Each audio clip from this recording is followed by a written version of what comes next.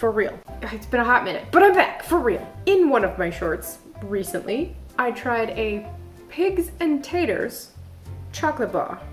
That's right, pigs and taters. It made me think, gave me a little like pew pew brain blast idea. What if I took all the ingredients, so chocolate and bacon and potato chips, and put them in a cookie? Let's check it out. So come with me on my crazy journey while we make a pigs and taters chocolate chip cookie. Right now, let's go! To make these amazing cookies, here is what you're going to need. 1 cup or 226 grams of butter, preferably at room temperature. 3/4 cup or 150 grams of white or granulated sugar. 3/4 cup or 160 grams of brown sugar. 1 teaspoon or 5 grams of vanilla. 2 large eggs. 2 1/4 cup or 270 grams of all-purpose flour. 1 teaspoon or 6 grams of baking soda. 1 teaspoon or 5 grams of salt. 1 cup or 170 grams of chocolate chips. I used semi-sweet. 1/2 cup or 50 grams of bacon pieces. 1 cup or 25 grams of potato chips, lightly crushed. Now that we have all ingredients, let's make these cookies. Start by creaming together the butter and both sugars until they are light and fluffy.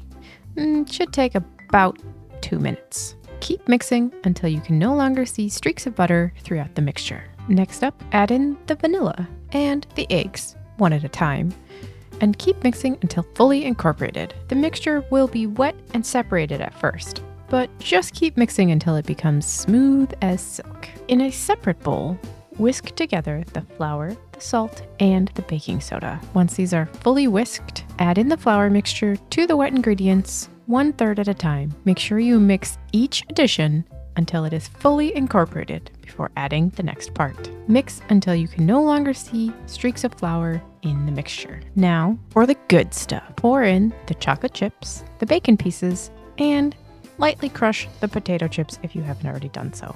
Add them all into the bowl and mix until just combined. Feel free to take a little taste if no one's watching. I won't tell. Now it's time for the dough to just chill out for a bit. To do this, flatten the dough onto a plastic wrap or cling film. Wrap it up tightly, though leaving some space for air, and chill in the fridge for at least 30 minutes. Feel free to chill as long as 24 hours if you so choose. Just know, after 30 minutes, make sure your dough sits on the counter for a little bit before shaping. Note, in warmer weather, you will need to chill the dough for at least 60 minutes, but you can chill the dough for a minimum of 20 minutes in cooler weather, depending on where you live. Finally, time to bake these cookies. Now, to get started, preheat the oven to 375 degrees Fahrenheit or 190 degrees Celsius. Take the dough out of the fridge and let it warm up on the counter for about a minute or 2. Divide the dough into squares of your desired size. I choose about a tablespoon, but you can go larger if you like larger cookies. Take 1 square and roll it into a ball between your hands.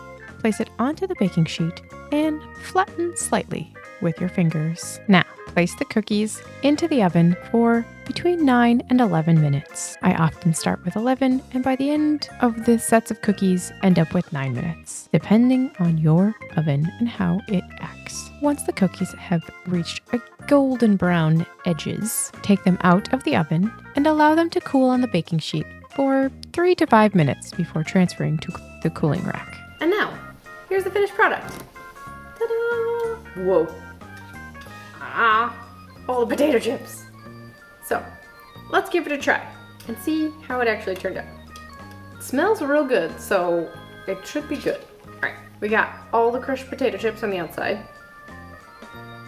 It smells like smoky bacon. That does not disappoint. That smoky bacon and the crunch of the potato chips really, really goes well with the semi-sweet chocolate chips. Personally, I think milk chocolate would have been too sweet. That's my opinion.